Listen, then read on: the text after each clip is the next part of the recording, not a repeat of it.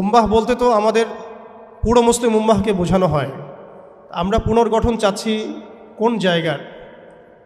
পুরো মুসলিম উম্মার, নাকি শুধু বাংলাদেশের, নাকি বাংলাদেশ সহ ভারতীয় উপমহাদেশের, নাকি মধ্যপ্রাচ্যের, না পুরো বিশ্বের?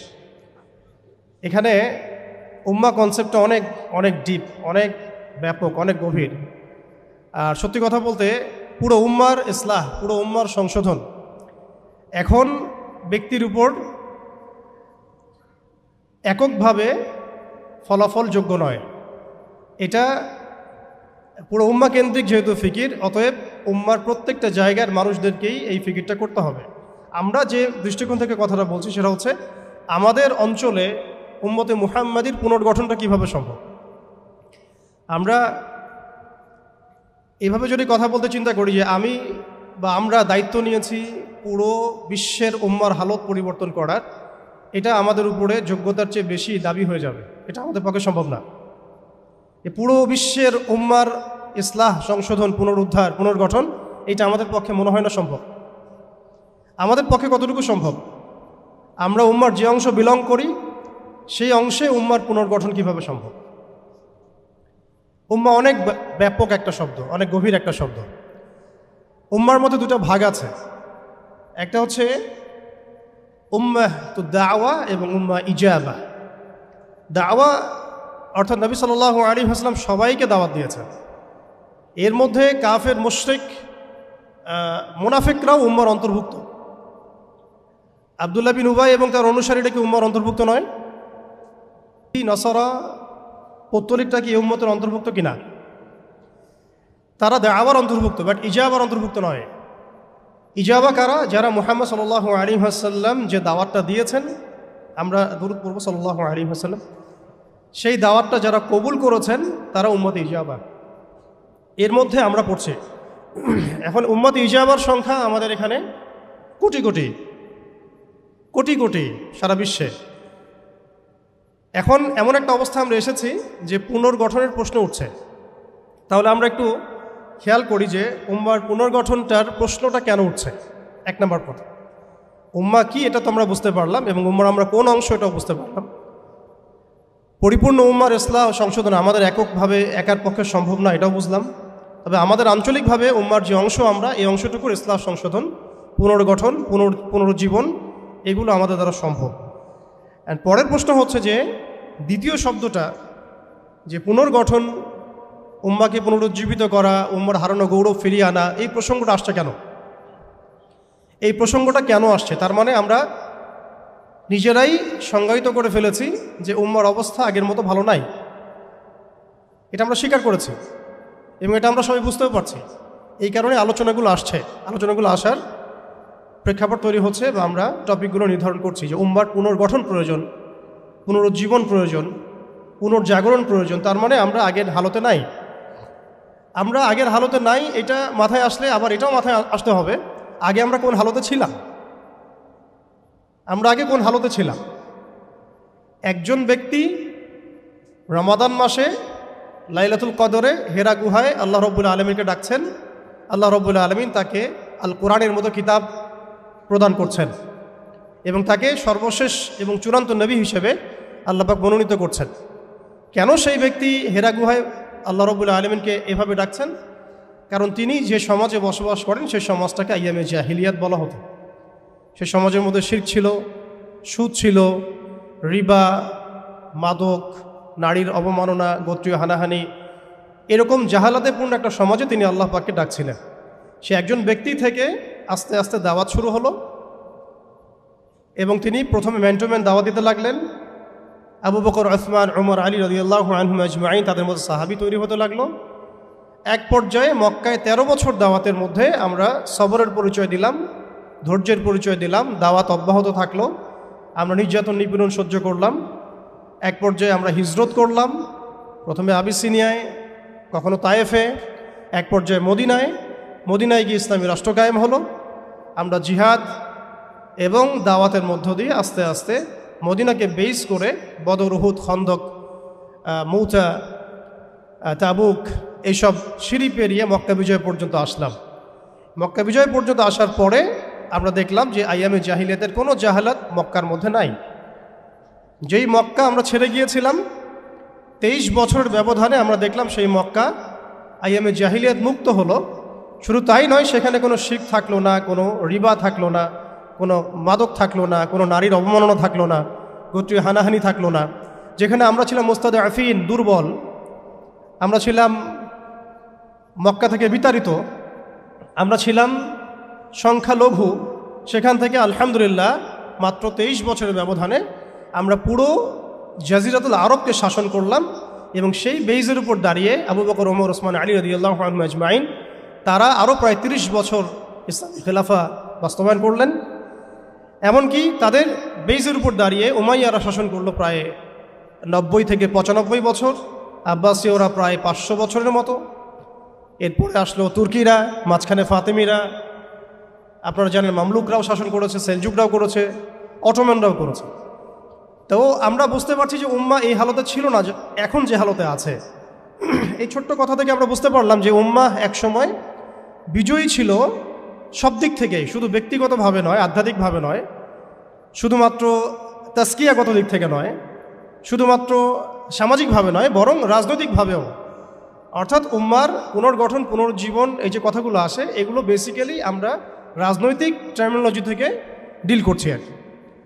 আমাদের উম্মার অবস্থা সবসময় এই বিশ্বকে নেতৃত্ব প্রদানকারী অবস্থায় ছিল, যেখান থেকে আমরা এখন সরে আসছি বলে আমাদেরকে এই টপিক নির্ধারণ করতে হচ্ছে যে কিভাবে আমরা এর পুনর্গঠন করব, পুনর্জীবন করব। এতটুকু আমাদের কাছে ক্লিয়ার যে আমরা এক সময় বিশ্বকে শাসন করেছি, বিশ্বকে নেতৃত্ব দিয়েছি। ব্যক্তি জীবন থেকে শুরু করে রাজনৈতিক জীবন পর্যন্ত আমরা আল্লাহ রাব্বুল আলামিন এবং তার রাসূলের প্রত্যেকটা বিধান মেনে চলেছিলাম বা মানার চেষ্টা করেছিলাম। আল্লাহ পাক আমাদেরকে সম্মানিত করেছিলেন। পৃথিবীর কোনো পরাশক্তি আমাদের সামনে টিকতে পারতো না, পৃথিবীর কোনো পরাশক্তি আমাদের সামনে টিকতে পারে নাই, না রোমানরা, না পার্সিয়ানরা, না এদিকের মাজুসিরা, আর না এই সাবকন্টিনেন্টের পৌত্তলিকরা, কেউই আমাদের সামনে দাঁড়াতে পারে নাই। তার মানে আমরা কয়েকটা দিক থেকে উম্মার বিজয়ে এই সময়টা পেরিয়ে এসেছি। একটা হচ্ছে আধ্যাত্মিক দিক। উম্মা এক সময় আধ্যাত্মিকভাবে এমন আলোকিত ছিল যে তাদের ইমানের সামনে কোনো কুফর টিকতে পারতো না। তারা পারিবারিকভাবে আলোকিত ছিল, তারা জ্ঞানতাত্ত্বিকভাবে আলোকিত ছিল, তারা তাসাউফের দিক থেকে আলোকিত ছিল, তারা অর্থনৈতিক দিক থেকে অনেক শক্তিশালী ছিল, সামরিক দিক থেকে তারা অনেক শক্তিশালী ছিল। জামাবদ্ধভাবে আমরা থাকতাম, কোনো বিভক্তি ছিল না। আমাদের মধ্যে আসসাম ওয়া তাআ ছিল, আমাদের মধ্যে আমির, মামুর, বায়াত এবং ইতাআত ছিল।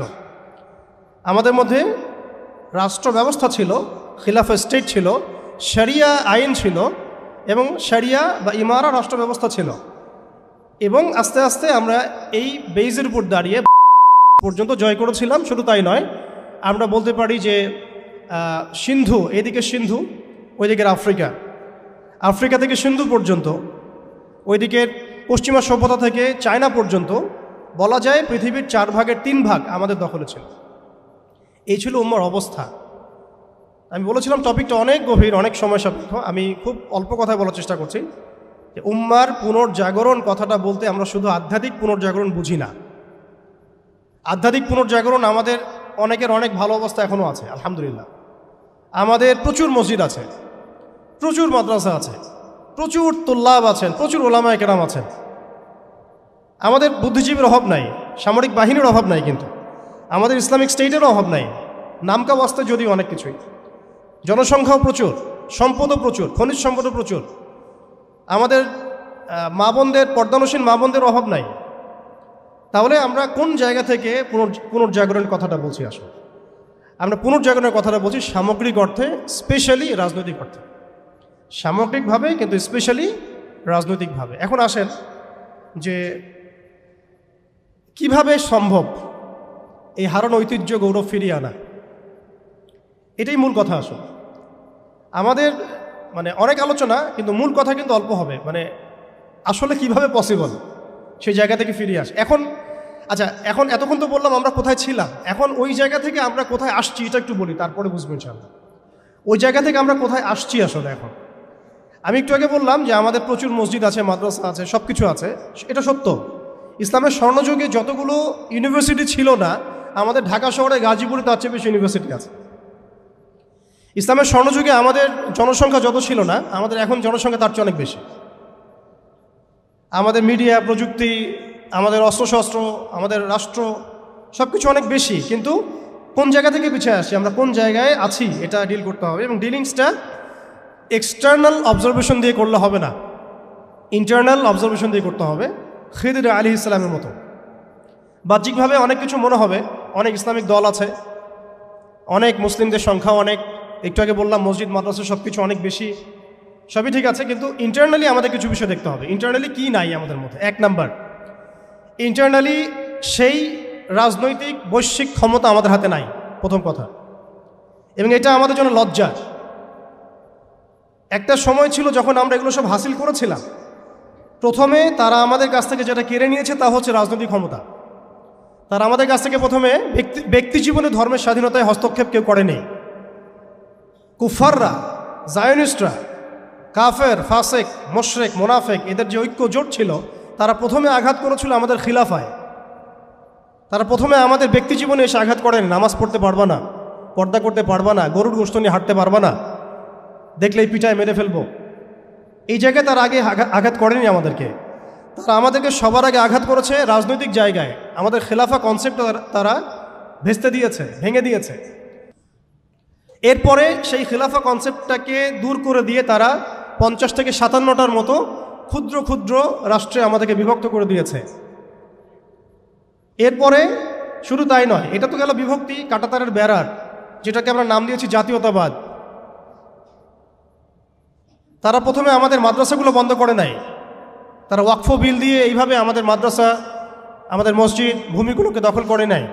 তারা প্রথমে আমাদের রাজনৈতিক ক্ষমতাটাকে কেড়ে নিয়েছে, খিলাফা কনসেপ্টটাকে ডিস্ট্রয় করেছে। এরপরে 57টার মতো টুকরা টুকরা রাষ্ট্রে আমাদেরকে ভাগ করেছে। এরপরের অবস্থা আরও ডেঞ্জারাস। ওই রাষ্ট্রগুলোর মধ্যে তারা তাদের তাবেদার মোনাফেক শাসক বসাইছে। তাদের ধাপগুলো বুঝেন, কোন জায়গা থেকে আমরা কোন জায়গায় আসছি। তারপরে আমি অল্প কথা শেষ করব যে সলিউশন হতে পারে কি কি, যদিও সেগুলোর বেশিরভাগই তাত্ত্বিক, প্র্যাকটিক্যাল খুব কমই হবে। আর প্র্যাকটিক্যাল কেন কম হবে? আমাদের কারণেই হবে, কারণ আমরা অনেক কিছু বুঝি কিন্তু কাজ করতে চাই না। আমরা বুঝি অনেক কিছুই, কাজ করতে বলেন কাজের বেলা নাই, বুঝার বেলা আছে। এগুলো আমরা বুঝতে আসি 100 বছর থেকেই, কেউ বুঝেও বুঝি না, কেউ দেখেও দেখি না, শুনেও শুনি না। ওইদিকে পরে আসি, হার্ডলাইনে চলে যাব আর কি।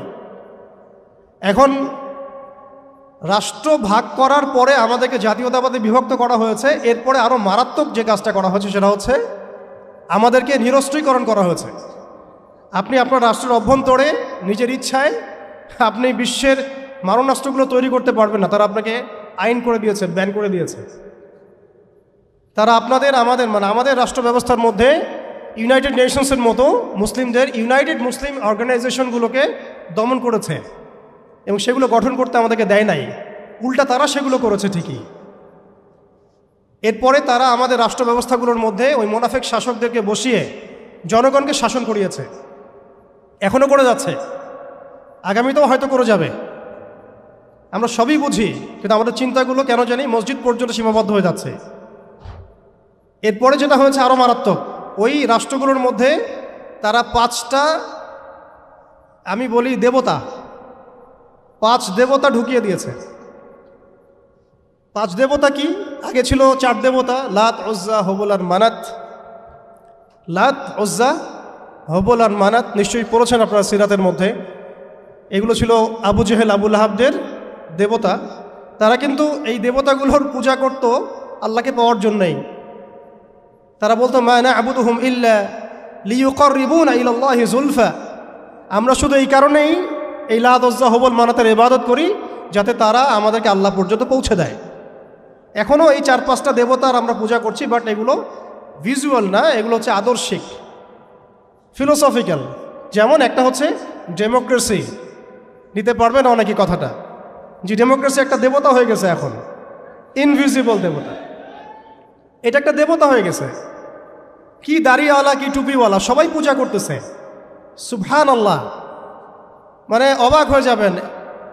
রিপোর্ট করছে টিভিতে, আপনারা কি চান এই গভর্নমেন্ট কয় বছর থাক, এই গভর্নমেন্ট কয় বছর থাক, আপনি কি ইলেকশন চান, আপনি কি চান না? অডিয়েন্সের সাধারণ আমজনগণের জবাব হচ্ছে না, আমরা ইলেকশন চাই না। ইলেকশন দিয়ে কি হয়, খালি এক জালেম যে আরেক জালেম আসে, আমরা এইসব ইলেকশন চাই না। আমরা চাই ভালো কোনো সরকারি ব্যবস্থায় থেকে যাক আরও 10 বছর। মানে সবচেয়ে ভালো যে চিন্তাটা তাদের, সেটাও গণতন্ত্রের বাইরে যেতে পারে না। সরি, সবচেয়ে ভালো তাদের ইনসাফপূর্ণ যে চিন্তাটা মাথা থেকে আসে, সেইটাও এই দেবতাগুলোর বাইরে যেতে পারে না। ওই পূজার মধ্যেই চিন্তা। আমরা চাই এরকম একটা গভর্নমেন্ট আসুক, এই পদ্ধতি থাক এবং আরও 10 বছর তারা দেশ চালাক। মানে ইসলামে যে আল্লাহ প্রদত্ত একটা রাষ্ট্র ব্যবস্থা আছে, একটা ইসলামী শাসন ব্যবস্থা আছে, এই কনসেপ্টটাই নাই।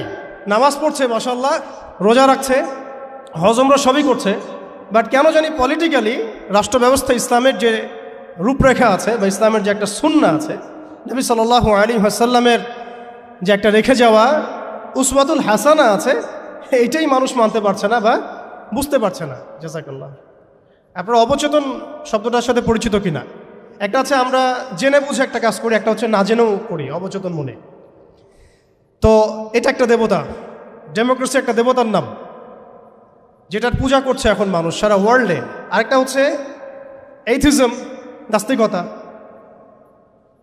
আরেকটা হচ্ছে, আমি লিখছিলাম সকালবেলা, একটা শব্দ বের হয়েছে আর কি লিখতে লিখতে। একটা হচ্ছে ডেমোক্রেসি, একটা এইথিজম, একটা ন্যাশনালিজম, একটা কমিউনিজম, আর একটা হচ্ছে সেকুলারিজম। 5টা শব্দ বললাম আর কি। এখনকার এই বিশ্ব ব্যবস্থায় ইসলামী খেলাফতকে দূর করে দিয়ে, উম্মাকে বিভক্ত করে দিয়ে, মুনাফিক শাসকদেরকে বসিয়ে ইন্টারনালি প্রত্যেকটা রাষ্ট্রে এই 5টা দেবতা বসানো হয়েছে। ডেমোক্রেসি, এইথিজম, আর বললাম কি ন্যাশনালিজম, আরেকটা কি বললাম, কমিউনিজম এবং সেকুলারিজম। DANCS, কিছুটা ড্যান্সের মতো আর কি। আসলে এরা বিশ্বকে নাচাচ্ছেই, এরা এইসব মতবাদ দিয়ে বিশ্বকে নাচিয়ে বেড়াচ্ছে আর কি। তারা নিজেরা নাচে না এগুলোতে, বরং তারা এগুলোর মধ্য দিয়ে মুসলিমদেরকে নাচায়। যদিও এটা এক্স্যাক্টলি ড্যান্স শব্দটা হয় নাই, কাছাকাছি হয়েছে আর কি। এখানে D আছে, A আছে, N আছে, C এবং S আছে। এই 5টা দেবতার শেকড় যদি এই বিশ্ব থেকে উপড়ে ফেলা না যায়, তাহলে ইসলামী শরিয়া, ইমারা এবং খেলাফা কায়েম হবে না। এবং যখন এই বিশ্বে ইনশাআল্লাহ তাআলা আগামীতে শরিয়া, ইমারা এবং খেলাফা বাস্তবায়িত হবে, তখন এই 5টা দেবতার কোনোটাই বাকি থাকবে না ইনশাআল্লাহ। এই নাপাকিগুলো থেকে পবিত্র না হয়ে বা পবিত্রতা হাসিল না করে আপনি আমি যতই একটা গ্লাসের মধ্যে মধু ঢালি, আর আপনি দুধ ঢালেন, আর কোনো শরবত ঢালেন, ওই গ্লাসটাই নাপাক। আফসোস হচ্ছে আমরা এই নাপাকিগুলো ধরতে পারছি না অনেকেই। আল্লাহ পাক আমাদেরকে ধরার এবং বোঝার তৌফিক দান করেন। এই সিস্টেমগুলো ব্যর্থ, এই মতবাদগুলো ব্যর্থ। এই মতবাদগুলো তৈরি করা হয়েছে আমাদেরকে শাসন করার জন্যে। এই মতবাদগুলো আমাদেরকে গিলানো হয়েছে আমাদেরকে ডমিনেট করার জন্যে, আমাদেরকে পশ্চিমাদের দাস বানানোর জন্যে, জায়নিস্টদের দাস বানানোর জন্যে, IMF-এর কাছে লোনের হাত পাতার জন্যে, কোনো ডিসিশন নেওয়ার আগে, রাষ্ট্রের কোনো ডিসিশন নেওয়ার আগে ইউনাইটেড নেশনসের কাছে এই ভিক্ষার ঝুলি পেতে দেওয়ার জন্যে, আমাদের চোখের সামনে আমাদের ভাই বোনদেরকে নির্মমভাবে হত্যা করলেও আমরা টু শব্দ করতে পারবো না এই জন্যে।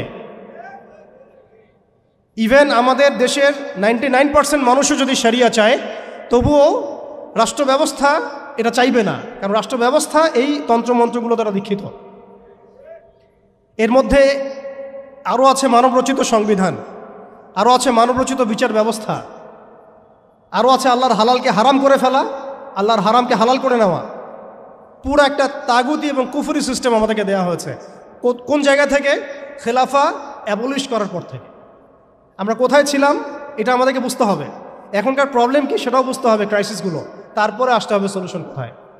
এগুলো ক্রাইসিস। তারপরে ডেমোক্রেসি দিয়ে কি করা হচ্ছে এটা আপনারা অনেকে জানেন, কিন্তু অনেকে আবার বুঝেনও না। এটা দিয়ে আল্লাহর হালালকে হারাম করা যায়, আল্লাহর হারামকে হালাল করা যায়। এটা দিয়ে আল্লাহর জমিনে মানুষের শাসন কায়েম করা যায়। এটার ধোয়া তুলে যে কোনো মুসলিম কান্ট্রি আক্রমণ করা যায়। আরব বসন্তের ধোয়া তুলে কি করা হয়েছে আমরা দেখি নাই? আমরা দেখেছি। এগুলো দিয়ে আমাদেরকে জাতিসংঘের দাস বানানো হয়েছে। জাতিসংঘের দাস বানানো হয়েছে, সিম্পল। এটা কেন করা হয়েছে? রাখা হয়েছে এই কারণে, যাতে প্রত্যেকটা মুসলিম কান্ট্রি ধরে ধরে একেবারে রক্তের নদী বা সমুদ্র বইয়ে দেওয়া যায়, কিন্তু আমরা কোনো ডিসিশন নেওয়ার আগে ওর দিকে তাকিয়ে থাকব। আমাদের বাড়ির পাশেও যদি কাল আপনি দেখেন মুসলিমদেরকে জবাই করা হচ্ছে, যেটা শুরু হয়ে গেছে অলরেডি, আপনি এখন প্রতিবাদ করার জন্য জাতিসংঘের মুখোপেক্ষী। কি হাস্যকর বিষয়! যারা এই সমস্ত সমস্যার মূল কেন্দ্র, তাদের কাছে আমরা সাহায্যের হাত পাচ্ছি। অথচ আমরা নামাজে বলছি ইয়্যাকা না'বুদু ওয়া ইয়্যাকা নাস্তাঈন, আল্লাহ আমরা শুধু তোমারই ইবাদত করি, তোমার কাছেই সাহায্য চাই। অথচ পলিটিক্যালি আমরা আল্লাহর সাহায্য নিতে যাচ্ছি না। আল্লাহর সাহায্য তো আল্লাহর আইন, আল্লাহর বিধান, শরিয়া, ইমারা এবং খেলাফা। অনেক কথা ভাই, কথা বলতে গেলে রাত শেষ হয়ে যাবে আর কি আজকে। এখন আপনাদের ধৈর্য যদি ঘটাবো না।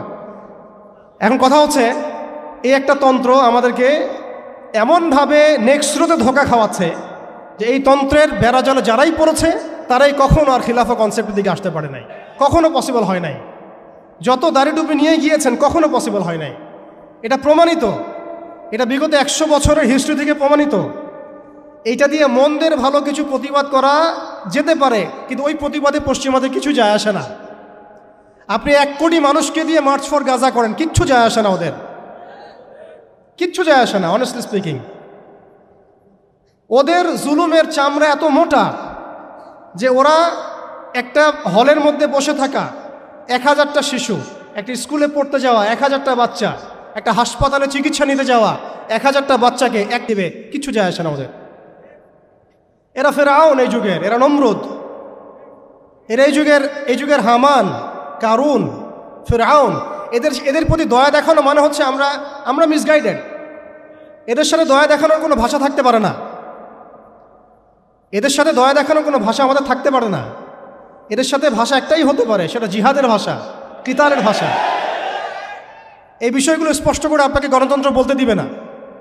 এই বিষয়গুলো স্পষ্ট করে আপনাকে সেকুলারিজম বলতে দিবে না, কমিউনিজম বলতে দিবে না, এথিজম বলতে দিবে না, এবং এই ডেমোক্রেসি বলতে দিবে না। তাহলে এই তন্ত্রমন্ত্রগুলো দেয়া হয়েছে আমাদেরকে তাদের দাস বানানোর জন্যে, তাদেরকে আমাদের অধীনে আনার জন্য নয়। এই জিনিসটা আমরা বুঝতে অনেক সময় ভুল করেছি, এখনও ভুল করছি। আমি খালি প্রশ্ন করতে চাই যে আর কতদিন ভুল করব আমরা? আল্লাহ পাক আমাদের চোখ খুলে দেন, মনের চোখ। আল্লাহ পাক আমাদের কলবের চোখ খুলে দেন। আপনি 20টা আসন পাইতে পারেন হাইয়েস্ট, 5টা আসন পাইতে পারেন হাইয়েস্ট, ওখানেও আপনি দাস হয়ে থাকবেন। আপনি 20টা আসন নিয়ে পার্লামেন্টে দাস হয়ে থাকবেন। 20টা আসন নিয়ে আপনি বলতে পারবেন না যে এটা হালাল, এটা হারাম, এটা জায়েজ, এটা না জায়েজ, এটা করতে হবে, এটা করতে হবে না। আর যদি আপনি বলেনও, আপনার কথা কেউ শুনবেও না। কারণ মেজরিটি শুড বি গ্রান্টেড, তাদের মূল নীতি হচ্ছে এটা। সংখ্যাগরিষ্ঠ মানুষ যা বলবে তাই হক। আগামীকাল সংখ্যাগরিষ্ঠ মানুষ বাংলাদেশে বলবে নাউযুবিল্লাহি মিন যালিক, যে এই বিবাহিত ধর্ষণের বিচার করা হোক, নাউযুবিল্লাহ, আর ওই পতিতালয়ে গিয়ে সময় কাটানো, নাউযুবিল্লাহি মিন যালিক, এটাকে প্রমোট করা হোক, শ্রমিকের অধিকার দেওয়া হোক। আগামীকাল মানুষ বলবে এলজিবিটির লাইসেন্স দেওয়া হোক। আগামীকাল মানুষ বলবে ট্রান্সজেন্ডারকে বাধ্যতামূলক করা হোক, আইন করা হোক। আপনি 20টা আসন নিয়ে কিচ্ছু করতে পারবেন না। বিকজ এই সিস্টেমটা দাঁড়িয়ে আছে এমন একটা বালির ঢিবির উপরে, যার উপরে কোনো ঘোড়া দাঁড়াতে পারে না। এই সিস্টেমটা দাঁড়িয়ে আছে এমন একটা ভঙ্গুর মাটির উপরে, যার উপরে আপনি কোনো প্রাসাদ নির্মাণ করা সম্ভব নয়। মাটিটাই তো ভঙ্গুর। তো এই আদর্শিক এই মতবাদগুলো দিয়ে তারা আমাদের খিলাফাটাকে ডিস্ট্রয় করে দিয়েছিল। আজকে থেকে 100 বছর হয়ে গেছে। আজকে 100 বছর পরে এসে আমি এগুলো নিয়ে কথা বলছি, আমরা এগুলো নিয়ে কথা বলছি। তো মাশাআল্লাহ, এটা ভালো। আমি এই ব্যাপারে আশাবাদী যে মাশাআল্লাহ বাংলাদেশের তরুণ প্রজন্ম এখন বুঝতে শিখছে, আলহামদুলিল্লাহ। এবং আমরা যদি এভাবে দাওয়াতের মেহনত অব্যাহত রাখতে পারি, ইনশাআল্লাহ তাআলা অন্যদের 20 বছর লাগলে আমাদের 2 বছর লাগবে ইনশাআল্লাহ। আমি কাজের ব্যাপারে পরে আসছি, একটু সময় নেব আপনাদের কাছে। এরপরে তারা যেটা করেছে, হালতটা বুঝেন।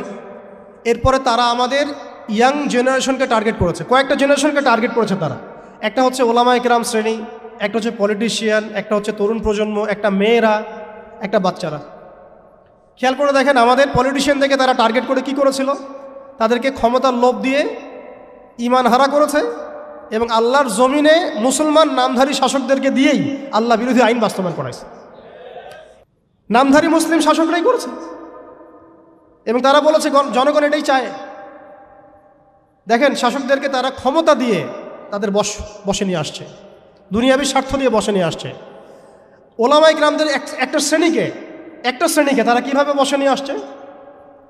মসজিদ করে দিব, মাদ্রাসা করে দিব, সব কিছুর সাপোর্ট আমরা দিব, রাষ্ট্র নিয়ে, অর্থনীতি নিয়ে, সমাজনীতি নিয়ে আপনারা কথা বলতে আইসেন না। এই টোপ তারা গিলেছেন অনেকেই, গিলেছেন এবং গেলার পর একটা পর্যায়ে কি হয়েছে? ভারত জাজল্যমান দৃষ্টান্ত আমাদের সামনে।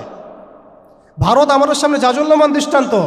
যখন আল্লামা আবুল হাসান আলী নাদভী রহমতুল্লাহি আলী বলেছিলেন যে ইতিহাসের এমন কিছু সন্ধিক্ষণ আসে যখন রাজনৈতিক বিচক্ষণতার অভাবে মুসলিমরা যদি এমন কোনো সিদ্ধান্ত নেয় যে সিদ্ধান্তটা যুগোপযোগী না, তাহলে সেই একটা সিদ্ধান্ত উম্মাকে 100 বছর পিছায় দেয়। আপনারা পড়ে দেখেন ওই বইটা, মুসলিমদের পতনে বিশ্ব কি হারালো, বইটা পড়ে দেখেন। ঠিক আমরা মনে করেছি আমরা একটা ইসলামিক রাষ্ট্র, আমরা একটা রাষ্ট্রে আছি, এই রাষ্ট্রের হিন্দু গভর্নমেন্ট, কোনো সমস্যার কিছু নাই, তারা আমাদেরকে মসজিদ দিয়েছে, মাদ্রাসা দিয়েছে, সব কিছু ঠিকঠাক চলছে। হঠাৎ দেখা গেল যে উগ্রপন্থী কিছু হিন্দু এসে সব সিজ করে ফেলল এবং দিনে দুপুরে তারা এখন মানুষকে কুপিয়ে হত্যা করছে, পিটিয়ে হত্যা করছে, বাড়িঘর ভেঙে ফেলছে, মসজিদ ভেঙে ফেলছে, মাদ্রাসা সিলগালা করে দিচ্ছে। কোথায় গেল আমার খানকা, কোথায় গেল আমার মসজিদ, কোথায় গেল আমার মাদ্রাসা, কোথায় গেল আমার জনগণ, কোথায় গেল আমার মায়ের সম্মান? সব চলে গেল। কিসের অভাবে? রাজনৈতিক ক্ষমতার অভাবে। অর্থাৎ রাজনৈতিক দৃষ্টি এবং দর্শন বিবর্জিত কোনো দাওয়াত কখনো চূড়ান্ত সাফল্য আনতে পারবে না।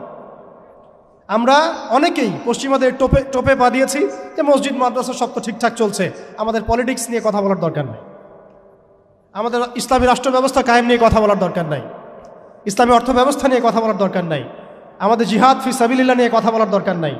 আমরা নিজেরাই আমাদেরকে এই ধ্বংসের মুখে ঠেলে দিয়েছি। এরপরে আরও সমস্যা, তারা আমাদের ইয়াংদেরকে টার্গেট করেছিল।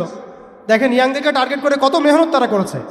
মেয়েদেরকে ফ্রি অ্যাক্সেস দিয়ে দিয়েছে, ফ্রি মিক্সিং, বাচ্চা থেকে শুরু করে একদম চাকরি লেভেল পর্যন্ত। জেনা করাচ্ছে ফ্রি, পর্নোগ্রাফি ফ্রি, আপনার চরিত্র হনন করার যা যা এলিমেন্টস আছে সব তো ফ্রি, সব ফ্রি। আর মেয়েদেরকে বেপর্দা করে বাইরে নিয়ে আসছে, বাচ্চাদেরকে ছোটবেলা থেকে মাথা নষ্ট করার যা যা এলিমেন্ট সব দিয়ে দিচ্ছে, খাবারে ভেজাল মিশাচ্ছে, আমাদের ভাইদেরকে বিয়ে কঠিন করে ফেলছে, জেনা সহজ করে ফেলছে।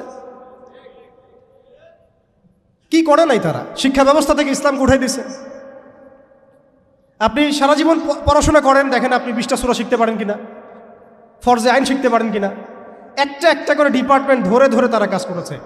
এর উপর আবার অর্থ ব্যবস্থা ওদের হাতে নিয়েছে, ওয়ার্ল্ড ব্যাংক দিয়ে, IMF দিয়ে, ফেডারেল রিজার্ভ দিয়ে। এতে করে পুরো বিশ্বের ইকোনমিক মোড়ল তারা হয়ে গেছে। এখন আমি একটা স্বাধীন দেশে বসবাস করলেও অর্থনৈতিকভাবে আমরা স্বাবলম্বী হতে পারি না, দ্বারস্থ হতে হয়, বাণিজ্যে ওদের দ্বারস্থ হতে হচ্ছে, ব্যবসায় হতে হচ্ছে, ফাইন্যান্সে হতে হচ্ছে।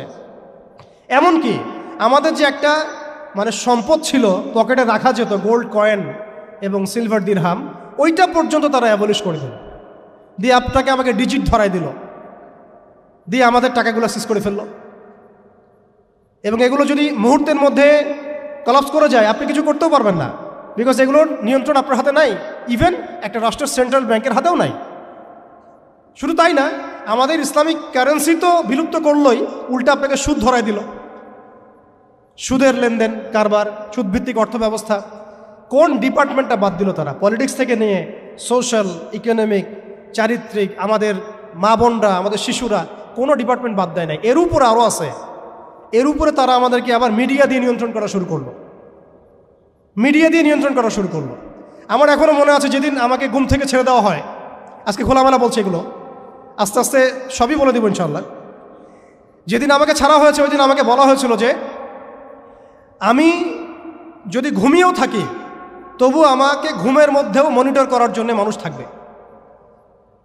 রাস্তাঘাটে যাওয়া তো বহুত দূরের কথা, বয়ান দেওয়া তো বহুত দূরের কথা, মাহফিল করা তো বহুত দূরের কথা, দাওয়াতের কাজ করা বহুত দূরের কথা, মিম্বরে দাঁড়ানো বহুত দূরের কথা। তুমি আমাদের চোখের মধ্যে থাকবা যখন তুমি ঘুমের মধ্যে থাকবা।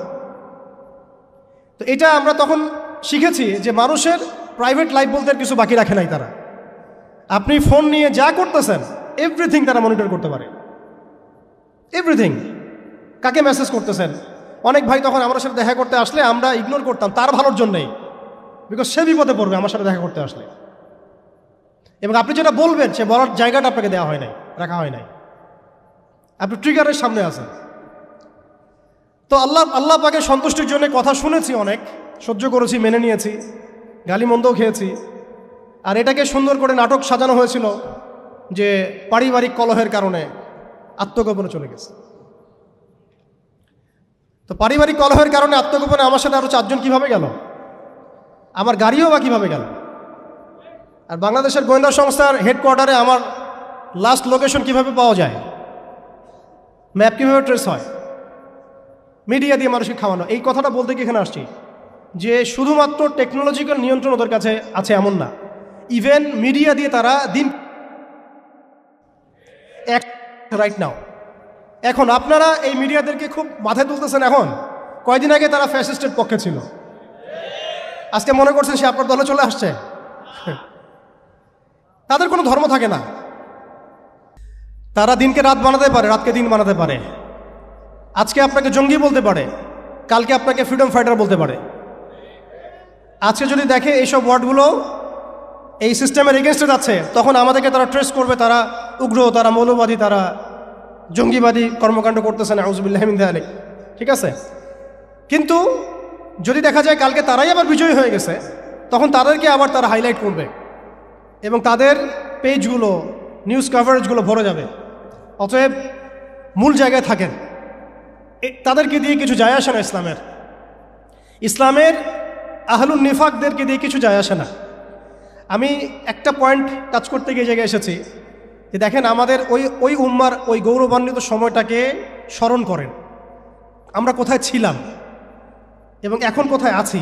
মাঝখানের এই রাস্তাটাতে ওরা আমাদেরকে কিভাবে ডমিনেট করলো, কোন কোন জায়গায় তারা আমাদেরকে মারলো। তারা কিন্তু আমাদেরকে ভাতে মারলো, অর্থনীতির মধ্যে মারলো, রাজনীতির মধ্যে মারলো, সংস্কৃতির মধ্যে মারলো, তরুণ প্রজন্মের মধ্যে মারলো। তারা আমাদেরকে কিন্তু বেপরদামি দিয়ে মারলো, পর্নোগ্রাফি দিয়ে মারলো, মিডিয়া দিয়ে মারলো, প্রযুক্তি দিয়ে মারলো। প্রযুক্তির কথাটা না বললেই না, সিস্টেম এমনভাবে তারা আপডেট করেছে যে একটা জায়গায় সামরিক অভিযানের প্রয়োজন নাই তাদের। এখন এআই টেকনোলজি দিয়ে তারা ঘরে বসে কিবোর্ডের ক্লিকের মধ্য দিয়ে আমাকে এখানে শ্যুট করতে পারে। এখন রাইট নাও আমরা কিছু করতে পারবো না এবং আমাদের কোনো প্রতিরক্ষা ব্যবস্থা নাই।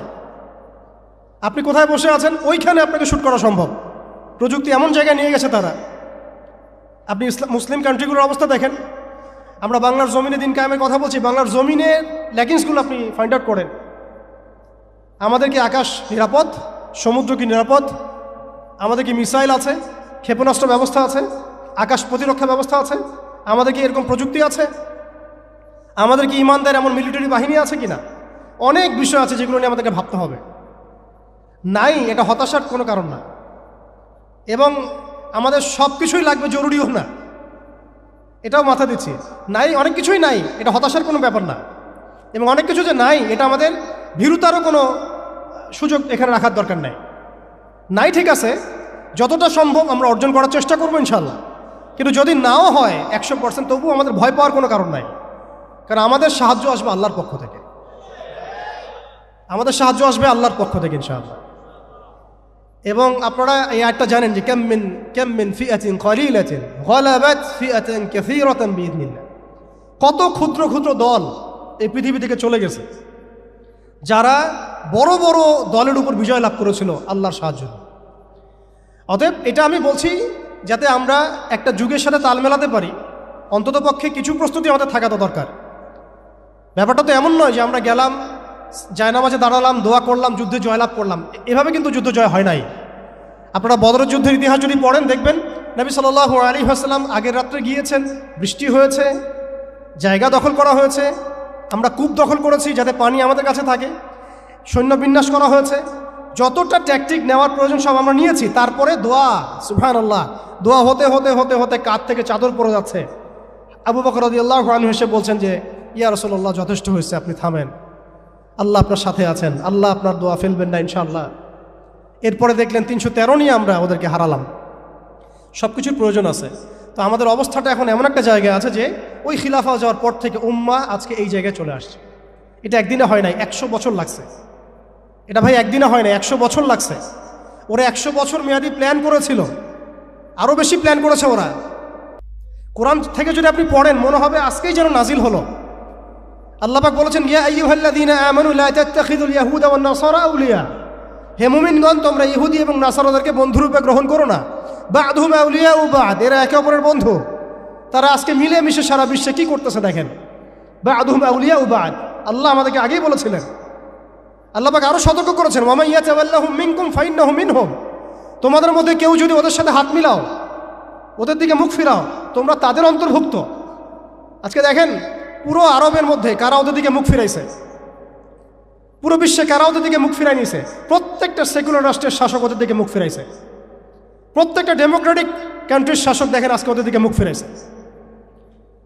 আপনি এইসব তন্ত্রমন্ত্রগুলোর কথা আগে যেগুলো বললাম, এগুলোর দ্বারা যারা শাসিত হচ্ছে তারা কেউই ওদের থেকে বিচ্ছিন্ন নয়, বরং তারা ওদের অংশ, এবং তারা ওদের পারপাস সার্ভ করতেছে ওই অঞ্চলে। কি আসলে সে তো একটা ব্যক্তি হবে, কিন্তু দেখেন ওর সিস্টেম কিন্তু অলরেডি ডেভেলপ করে ফেলছে। সে কি প্রত্যেকটা জায়গায় পায়ে হেঁটে হেঁটে গিয়ে শাসন করবে? আপনাদের তাই মনে হয়? সে প্রত্যেকটা জায়গায় তার এজেন্টদেরকে বসাবে, এটাই বাস্তব। উমর রাদিয়াল্লাহু আনহু মদিনা থেকে পুরো বিশ্ব শাসন করেছেন, তিনি কি প্রত্যেকটা জায়গায় পায়ে হেঁটে হেঁটে গিয়েছেন? এটা কি পসিবল? ইসলামের প্রতিনিধি ছিল, সাহাবায়ে কেরাম বিভিন্ন জায়গায় ছিলেন, তার পক্ষ থেকে অনেকটা সেম কাজ করতে পারে। দেখুন খেয়াল করে, সে তার অনুসারীদেরকে সব জায়গায় বসিয়ে দিয়েছে, সবাই তার ভাষায় কথা বলছে। বিবিসি, CNN, তারা যে ভাষাগুলো চয়ন করে সেই ভাষায় আমাদের রিপোর্ট করা হয়। ওরা যে মিডিয়াগুলো, FBI, ওরা যে রিপোর্টগুলো প্রদান করে, ওই রিপোর্টের আলোকে আমাদের এখানে প্রশাসনিক বাহিনী কাজ করে। তারা যেভাবে ফাংশন করে সেইভাবে কাজ করা হয়। পুরো বিশ্বটা যেন একটা সিস্টেমের মধ্যে নিয়ে আসা হয়েছে। এই ওয়ার্ল্ড অর্ডারটাই তারা ফাংশন করেছিল আমাদের খেলাফতটাকে অ্যাবলিশ করার পর। এই কারণে আমাদের এখানে প্রশ্ন উঠতেছে যে উম্মার পুনর্গঠন কেন দরকার, কিভাবে সম্ভব? আগে আমাদেরকে বুঝতে হবে যে কোন জায়গায় আমরা চলে আসছি, কোন জায়গা থেকে। এখন কি আমাদের ঈর্ষা হচ্ছে না যে আমরা কোন জায়গায় ছিলাম? এখন কি আমাদের খারাপ লাগছে না যে আমরা আসলে কোন জায়গায় ছিলাম, আজকে কোন জায়গায় আছি? আমরা কি বুঝতে পারছি আমরা কোন জায়গায় আসছি? আর স্মরণ করেন সেই সময়ের কথা যখন একটা মুসলিম যুবতীর উপর চোখ তুলে তাকানো অধিকার কারো ছিল না, এই ক্ষমতা কারো ছিল না। চোখ তুলে ফেলতাম একেবারে আমরা। ঘরের ভিতরে যদি বাহির থেকে কেউ তাকাতো অন্যায়ভাবে, চোখ উপড়ায় ফেলতাম আমরা। একটা মুসলিম রমণীর সম্ভ্রমহানি করা হয়েছিল এই সাবকন্টিনেন্টে, এই সিন্ধুতে, মনে আছে আপনাদের? তার সম্ভ্রমের জন্যে, তার সম্ভ্রম বাঁচানোর জন্যে পুরা মুহাম্মদ বিন কাসিমের জাইশ আসছে। আপনি আমি কি চিন্তা করতে পারছি আমরা কোন জায়গায় ছিলাম? আজকে আপনি দেখলেন রেলে একটা মেয়ে যাচ্ছে ইন্ডিয়াতে, তার নিকাব খুলে ফেলা হলে কেউ কিছু করতে পারলো না। ওরা জোরে জোরে বলছে, বল বল জয় শ্রীরাম, বল, তারপর ছাড়বে না, আউযুবিল্লাহি মিন যালিক। বল জয় শ্রীরাম, তারপর ছাড়বো তোকে। বল মোদিজি কি জয়, তারপর ছাড়বো তোকে। চিন্তা করছেন আমরা কোন জায়গায় আসছি? আমাদের কি ভারতে মসজিদের অভাব আছে, মাদ্রাসার অভাব আছে? ভারতে কি মুসলমানদের সংখ্যার অভাব? তাহলে কেন এই জায়গায় আসলো? একটাই কারণ, রাজনৈতিক শক্তি না থাকলে উম্মার অবস্থাই হয়। রাজনৈতিক শক্তি, হ্যাঁ, রাজনৈতিক শক্তি হচ্ছে এখন আমাদের মূল লক্ষ্য হওয়া দরকার। একটা অঞ্চলে ইসলামী ইমারা শরিয়া কায়েম করার জন্যে 100% মানুষের 100% পরিপূর্ণ মুসলিম হওয়া শর্ত না,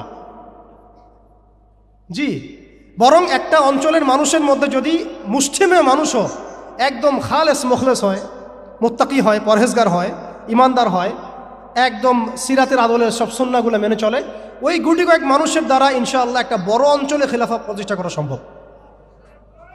আমি একটা এক্সাম্পল দিচ্ছি, আমি আমার আউট অফ হেডস কথা বলছি না। মদিনা রাষ্ট্র যখন কায়েম হয়েছে, আমাদের কি মনে হয় মদিনার 100% মানুষই মুসলিম হয়েছিল? কখনোই না। মদিনায় আনসার সাহাবী তারা মুসলিম ছিলেন, আওস ও খাজরাজ গোত্রে হিজরত করে গিয়েছেন মুহাজির সাহাবীরা। এতটুকু ইসলাম, এতটুকু মুসলিম আমাদের। বাকি বহু অংশে মুনাফেক, আব্দুল্লাহ বিন উবাইর অনুসারী। আর বড় বড় 3টা গোত্র আছে, বনু কোরাইজার, বনু কাইনুকার, বনু নাজিরের, পৌত্তলিকরা আছে, কিছু নাসারাও আছে আশেপাশে। তারপরেও সেখানে ইসলামী রাষ্ট্র কায়েম হয়েছে।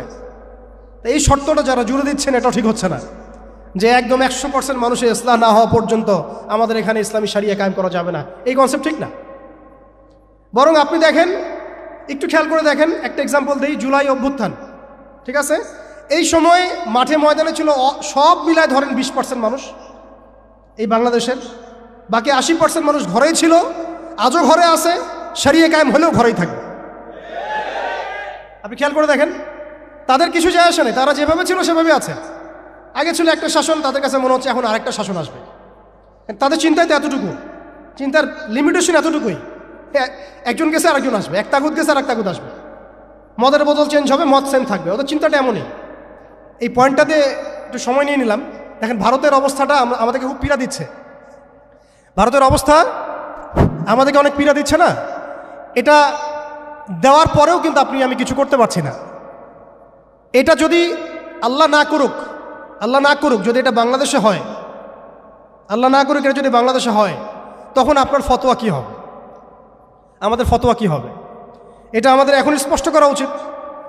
এবং যেটার আশঙ্কা আমরা করি সেটার প্রিপারেশন কেন আমরা নিব না? যেটার আশঙ্কা আমরা করি বা যেটা আমরা বুঝতে পারছি এটা হতেই পারে, অসম্ভব কিছু না, তাহলে তার প্রিপারেশন আমরা কেন রাখবো না? এটা আমার প্রশ্ন আর কি। ভারতের মুসলিমরা কি কখনো ভেবেছিল আজকে থেকে 10 বছর আগে এমনটা হবে? ওয়াকফ বিলের মাধ্যমে আমাদের সব সম্পত্তি তারা গ্রাস করে ফেলবে, কেউ কি ভাবছে?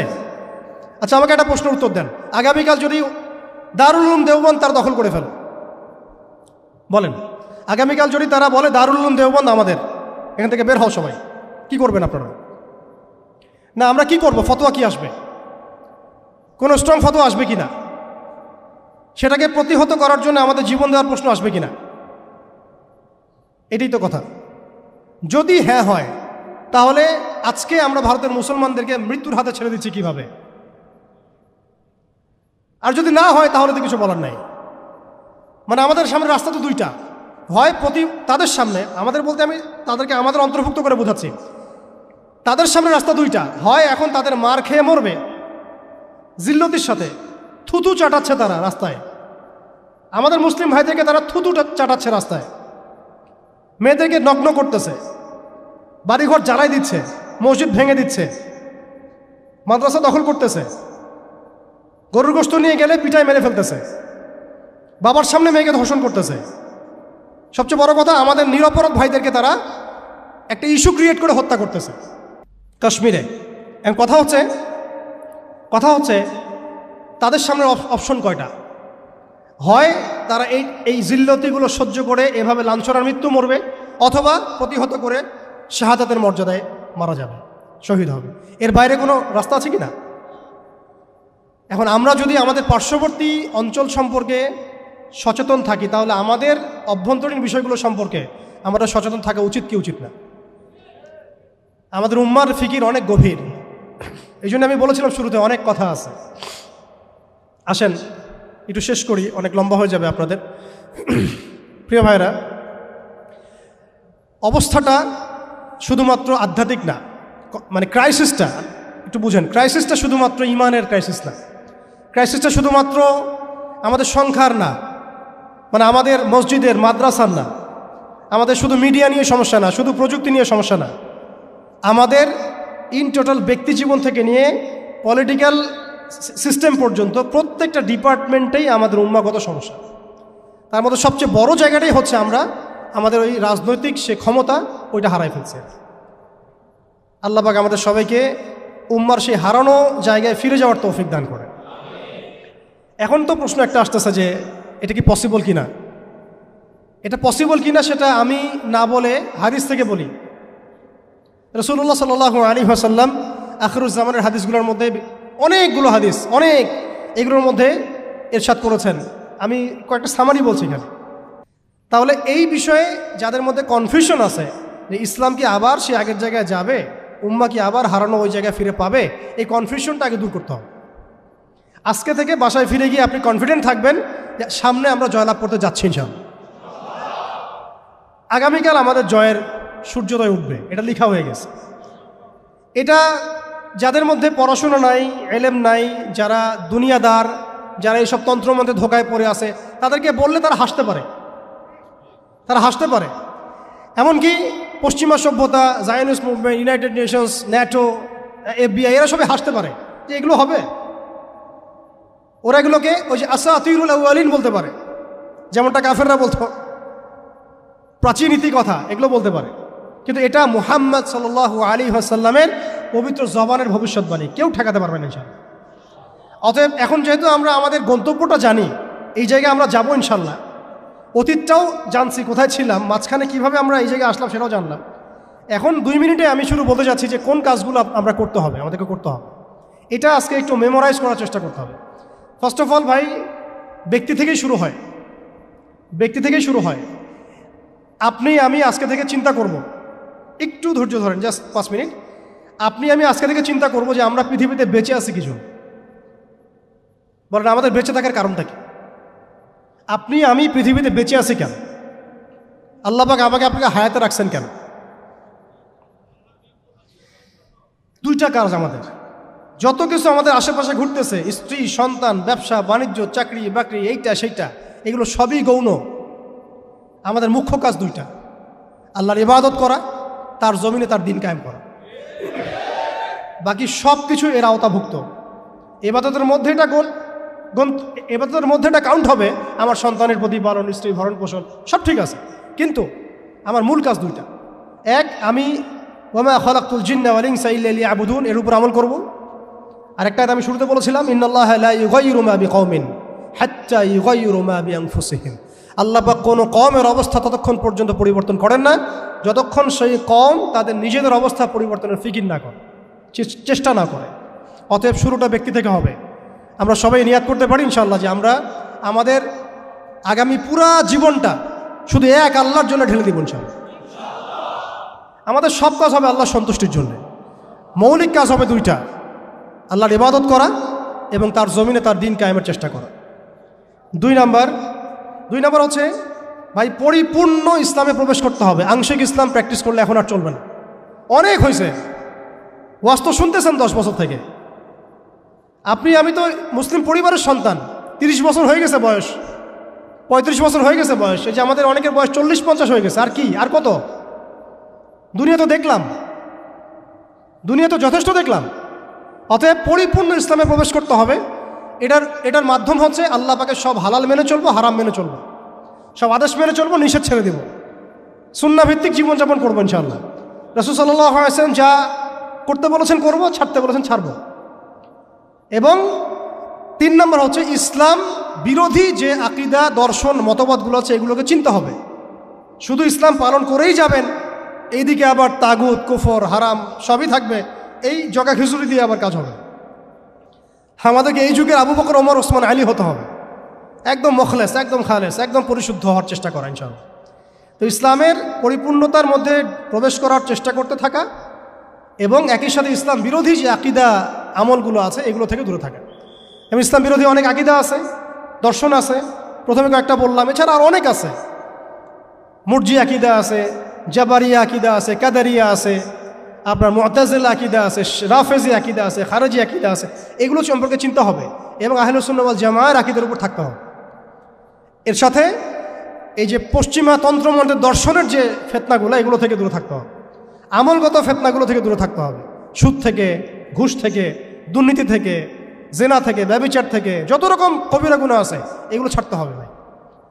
আল্লাহ পাক অপবিত্র কাঁধে আল্লাহর দ্বীনের আমানত দিবেন না, অপবিত্র কলবে আল্লাহ পাকের দ্বীনের আমানত দিবেন না। সো ভিতর বাহির পরিষ্কার করতে হবে, ভিতর বাহির পরিষ্কার করতে হবে। আল্লাহ পাক তৌফিক দান করেন। 4 নম্বর হচ্ছে অবশ্যই মাথার উপরে আমাদের ওলামা ইকরামদেরকে রাখতে হবে। ওলামা বিবর্জিত কোনো জেনারেশন কখনো সফল হতে পারবে না। অতএব ওলামা ইকরামদেরকে আমাদের মাথার উপরে রাখতে হবে, এই সহবতটা আমাদের লাগবেই। 5 নম্বর হচ্ছে ভাই, হারাম খাওয়া যাবে না, হালাল খাইতে হবে। কোন অবস্থায় আমরা যেন হারামে লিপ্ত না হয়। যত রকম হারাম আছে সব ছাড়তে হবে, ছেড়ে হালালে থাকতে হবে। না খেয়ে থাকবো তাও হারাম খাবো না, না খেয়ে থাকবো তাও হারাম খাবো। এই চিন্তা আমার মধ্যে থাকতে হবে। 6 নম্বর, আমার আপনার জীবনের লক্ষ্য ফিক্স করে ফেলেন। আজকে জীবনের লক্ষ্যটাকে ফিক্স করে ফেলেন। আমি আপনি আসলে দুনিয়াতে কি চাই, কি করতে আসছি, আমাদের কাজটা কি, এইটা যদি ফিক্স করতে পারি, কাজ আমাদের মাশাআল্লাহ 50% হয়ে গেছে। 7 নম্বর হচ্ছে আমাদের পারিবারিক কাঠামোগুলোকে ঠিকঠাকভাবে গড়ে তোলার চেষ্টা করা ইসলামিক আদর্শে। যদি একেবারেই পসিবল না হয়, সেক্ষেত্রে আমাদের সামনে সাহাবীদের মিসাল আছে। বহু সাহাবী পরিবার থেকে সেই সাপোর্টটা পান নাই যেটা প্রত্যাশা করে মানুষ, অনেক নবীও পান নাই। অনেক ক্ষেত্রে দেখা গেছে আসহাবুল কাহাফের মিসাল আমাদের সামনে আছে। তো আমরা চেষ্টা করতে থাকবো, এরপরেও যদি সব কিছু আমাদের অনুকূলে না থাকে, এটা আল্লাহর হাতে ছেড়ে দিতে হবে। 8 নম্বর হচ্ছে, এটা খুব জরুরি, আর 2-3টা মিনিট। 8 নম্বরটা সবচেয়ে জরুরি। আজকে সেমিনার হলো, অনেক বয়ান হয়েছে, আলহামদুলিল্লাহ অনেক আলোচনা হয়েছে, অনেক স্কলার এসেছেন। 8 নম্বরটার উপর আমল যদি আমরা না করতে পারি, আমরা শুধু সেমিনারই করতে থাকবো, বাংলার জমিনে শরিয়া কায়েম করতে পারবো না। আমি একটু খোলামেলা বলে দিই আর কি, রাগ করেন না। 8 নম্বর যদি আমরা বাস্তবায়ন করতে না পারি, আমরা এভাবে সেমিনারই করতে থাকবো, মাহফিলই করতে থাকবো, আমরা এভাবে মসজিদ মাদ্রাসা সব খেদমত চলতে থাকবে, সব ঠিক আছে, কিন্তু শরিয়া ইমারতের দিকে আমরা যেতে পারবো না। যেটা না হলে আমরা আবার পশ্চিমাদের দাসত্ব থেকে মুক্ত হইতে পারবো না, স্বাধীন হইতে পারবো না, মাজলুমদের সাহায্য করতে পারবো না, মুস্তাদআফিনদের পাশে দাঁড়াতে পারবো না। ওইটা করতে হলে আমাদেরকে ওই জায়গায় যেতেই হবে, ওই শরিয়ার জায়গায় যেতেই হবে। সেটা কি? সেটা হচ্ছে আমাদের দরকার একটা জামাআ দরকার। আমাদের এখন বিশুদ্ধ আকীদা এবং বিশুদ্ধ মানহাজের একটা জামাআ বাংলাদেশে অবশ্যই অবশ্যই জরুরি ভিত্তিতে দরকার। বাংলাদেশে অনেক কিছু আছে, অনেক প্ল্যাটফর্ম আছে, ঠিক আছে, আমি এগুলো সম্পর্কে অবগত আছি। সব কিছু বিবেচনা করে আমি আবার আমার জায়গা থেকে জোর দিয়ে বলছি, বাংলাদেশে বিশুদ্ধ আকীদার, বিশুদ্ধ মানহাজের, তাওহীদপন্থী মানুষদের, যারা আল্লাহর জমিন, আল্লাহর দ্বীনের বিজয় দেখতে চান, তথাকথিত পশ্চিমাদের পদ্ধতিতে নয়, বরং সিরাতের আদলে যারা দেখতে চান, তাদের অবশ্যই অনতিবিলম্বে ঐক্যবদ্ধ হতে হবে। যদি ঐক্যবদ্ধ হতে না পারি, আমরা অস্তিত্ব সংকটে পড়ব, আমরা অস্তিত্ব সংকটে পড়ব। আগামীতে আপনি হবেন টার্গেট, আপনি হবেন ডিহিউম্যানাইজ করার মূল উপকরণ, মূল মাধ্যম। এবং আমরা যদি ঐক্যবদ্ধ হতে পারি, আমরা যদি সংখ্যায় কমও হই, ইনশাআল্লাহু আযজা ওয়া জাল আল্লাহ পাক এই অঞ্চলের জন্য আমাদেরকে কবুল করবেন ইনশাআল্লাহ। দেখবেন এই অঞ্চলে কালিমা লা ইলাহা ইল্লাল্লাহ মুহাম্মাদুর রাসূলুল্লাহর পতাকা আমাদের হাতেই উঠবে ইনশাআল্লাহ। বৈশ্বিক অনেক কাজ হচ্ছে, এটা হচ্ছে আলহামদুলিল্লাহ, এটা আল্লাহর হুকুমেই হচ্ছে। যারা কাজ করছে তারা কিন্তু এককভাবে করছে না, তারাও এভাবে জামা গঠন করেই কাজ করছে। তাদেরও আমির আছে, তাদেরও মামুর আছে, আস-সামউ ওয়া তাআ আছে, তাদেরও বায়আ আছে। এগুলো যদি আমাদের মধ্যে না আসে, আমরাও এভাবেই যে সেমিনার করতে থাকবো, এর বেশি হয়তো আমরা আর কিছু করতে পারবো না। হয়তোবা আমরা চাই অনতিবিলম্বে বাংলাদেশে তাওহীদপন্থী মানুষদের একটা কাফেলা গড়ে উঠুক। এ বিষয়ে আপনারা একমত কিনা? এ বিষয়ে কি আপনাদের মতামত আছে কিনা? আপনারা আল্লাহর কাছে দোয়া করতে থাকেন যে আল্লাহ যেন এমন একটা জামা গড়ে দেন, এমন একটা ইমারা এনে দেন, এমন একটা মামুর আল্লাহ পাক তৈরি করে দেন, এবং এমন যোগ্য আমির আল্লাহ পাক নিয়ে এসে দেন, যাদের ঐক্যবদ্ধ প্রচেষ্টায় বাংলাদেশে ইনশাআল্লাহ শরিয়া কায়েম হবে ইনশাআল্লাহ তাআলা। আল্লাহ যেন কবুল করেন, আমিন। এটা সবচেয়ে জরুরি কাজ। যদি আমরা এটা করতে না পারি, আমি বললাম, আপনারা অস্তিত্ব সংকটে পড়বেন। ছোট ছোট পরিসরে কাজ করে আপনি নিজের অস্তিত্ব ধরে রাখাটাই ডিফিকাল্ট হয়ে যাবে। শরিয়া কায়েম তো বহু দূরের কথা।